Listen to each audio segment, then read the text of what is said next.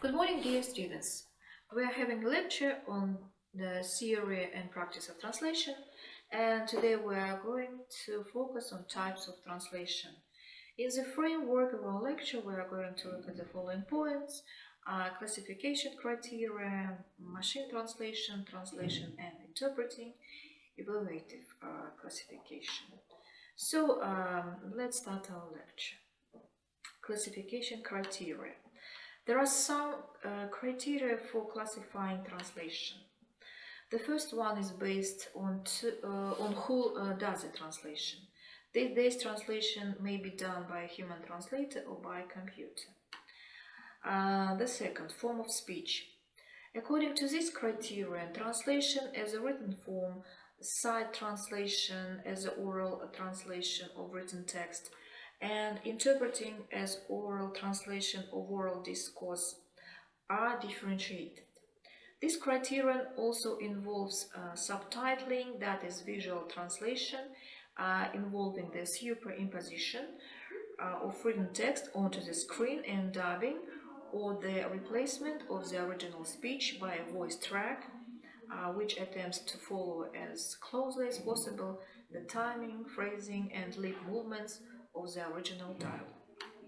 The third, source text perception. A translator can see or hear the text.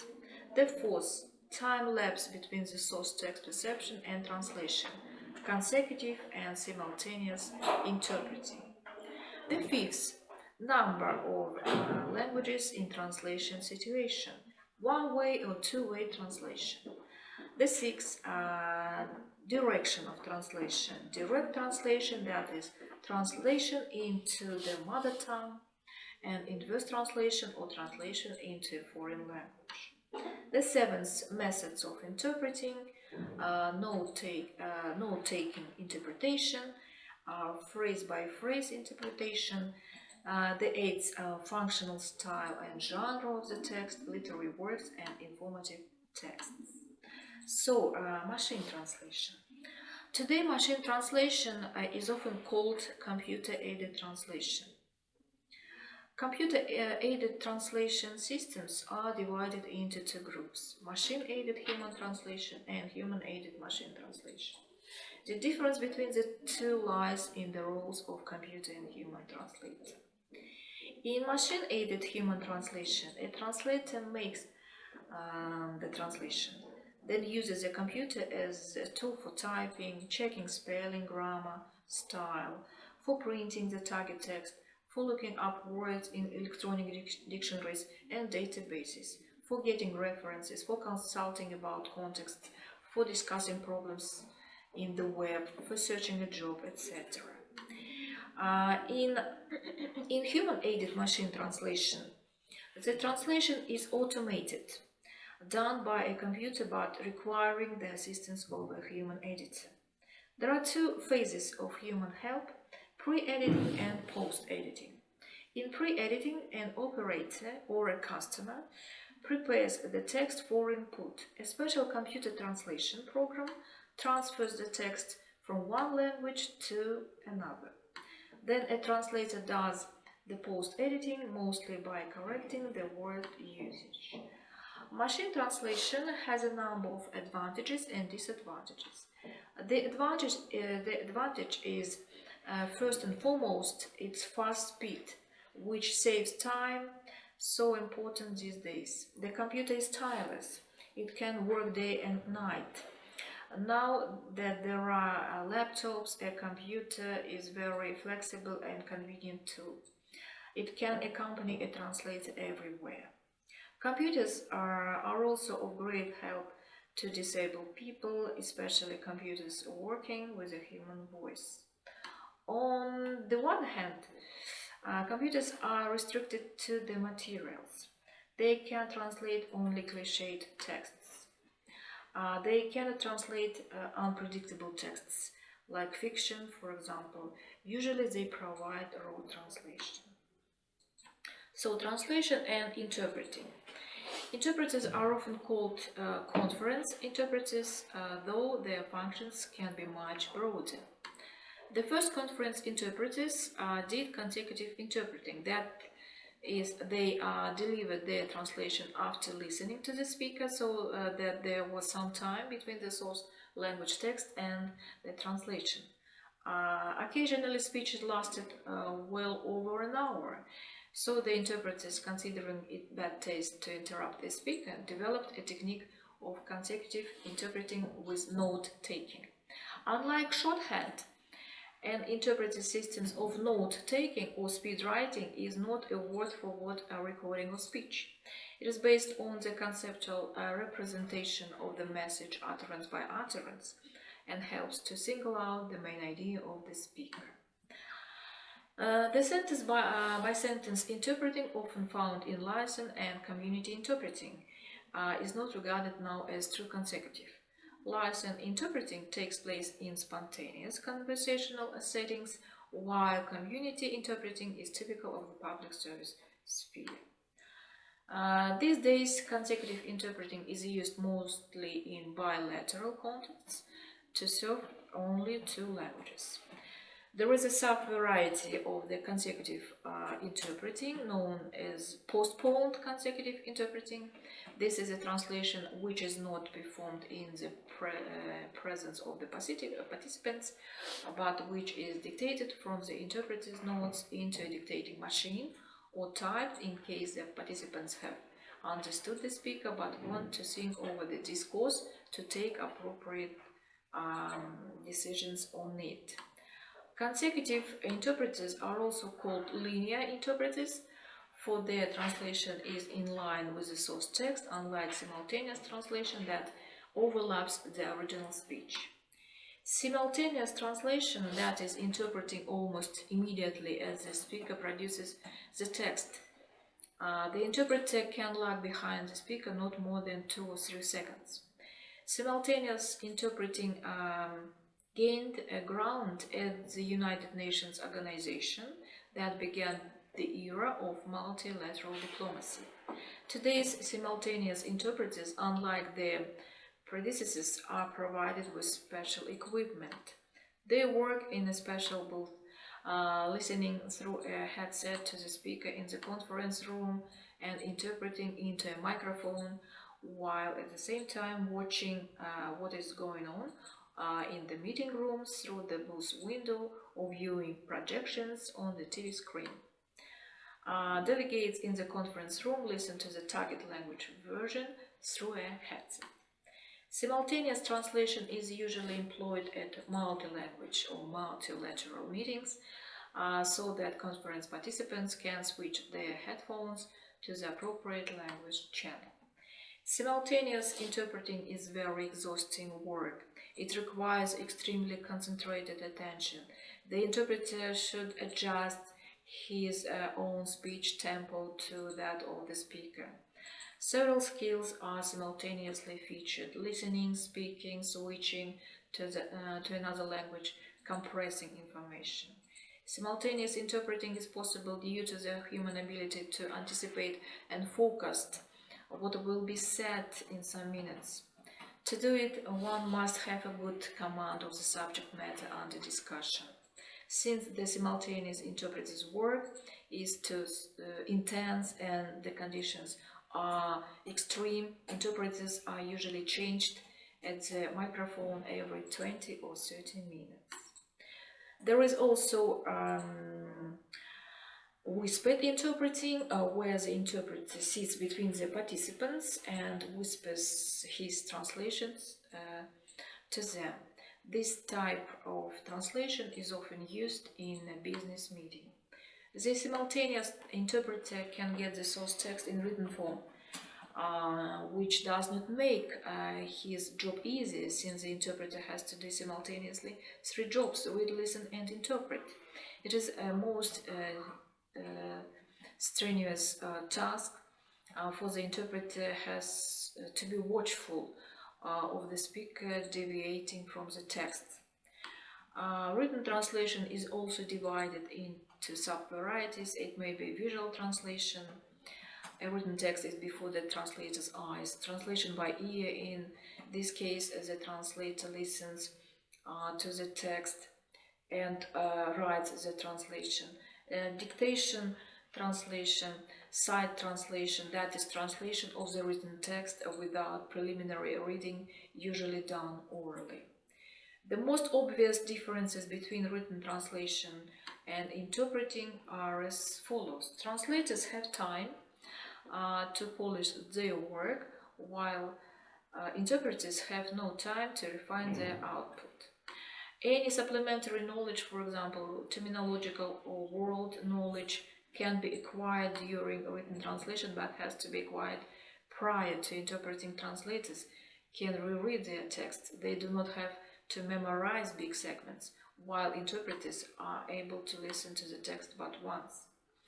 Interpreters have to make decisions much faster than translators. Unlike written translation, interpreting requires attention sharing and involves severe time constraints. Following the United Nations norms of 6 to 8 pages of written translation per day, the professional translator typically produces about 5 words per minute or 300 words per hour. The simultaneous interpreter, in contrast, has to respond instantly at a rate of 150 words per minute or 9,000 words per hour.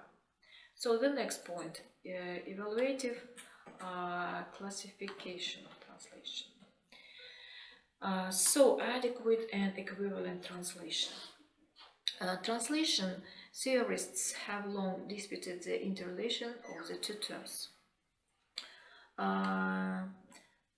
The scholar Komissarov considers them to denote non-identical but closely related notions. He claims that adequate translation is broader in meaning than equivalent translation. Adequate translation is good translation, as it provides communication in full. Equivalent translation is a translation providing the semantic identity of the target and source texts. Two texts may be equivalent in meaning but not adequate. The scholar Schweitzer refers the two terms to two aspects of translation. Translation as a result and translation as process. We can speak of equivalent translation when we characterize the endpoint or result of translation, as we compare whether the translated text corresponds to the source text. Adequacy characterizes the process of translation. The translator aims at choosing the dominant text function, decides what he can sacrifice. Thus, adequate translation is a translation corresponding to the communicative situation. The scholar Retzker states that the notion of adequate translation comprises that of equivalent. According to him, an adequate target text describes the same reality as does the source text, and at the same time it produces the same effect upon the receptor. Translation adequacy is achieved by 3 types of regular correlations. The first one, equivalence, that is, regular translation forms not depending upon the context. They include geographical names, proper name terms, for example, the Pacific Ocean, Тихий океан. Hydrogen, водород. The second, analogs, or variable contextual correspondence, when the target language possesses several words to express the same meaning of the source language word. For example, soldier переводится солдат, рядовой, военнослужащий, военный. The third, transformations or adequate substitutions. For example, she cooks a hot meal in the evening. На ужин она всегда готовит горячий. So the next translation we are going to talk about is literal translation. Literal translation is a translation that reproduces communicatively irrelevant elements of the source text. This usually happens when the translator copies the source language form on this or that level of the language. According to the language level, there exist various types of literal translation. The first, on the sound level, this type of literal translation results in the so-called translator's false friends. That is, words similar in sounds but different in meaning. For example, conductor переводится не как кондуктор, а дирижер. Herb – это не герб, а лекарственная трава. Computer silicon chips – это не компьютерные силиконовые чипсы, а кремниевые чипы компьютеров. The second, on the syntactic level, copying the structure of the source language, sometimes an inexperienced translator is hypnotized by the source language and to translate accurately. He tries to render the meaning word for word, thus breaking combination rules of his own language. As an example, we often heard his name mentioned. Мы часто слышали его имя упомянуто. Here we can observe the literal translation. The third, on the semantic level, giving the primary meaning of the word or its parts, whereas a semantic transformation is required. For example, but outside it kept on raining. Но снаружи шел дождь, which is incorrect, of course. Или подполковник, subcolonel, the word not existing in English. The fourth, etymological errors, this regarding language changes, words acquiring new meanings over time and use. For example, there, don't cry, там не плачь. The fifth, following the style of the source text, different registers require different language means. Thus, to use the example,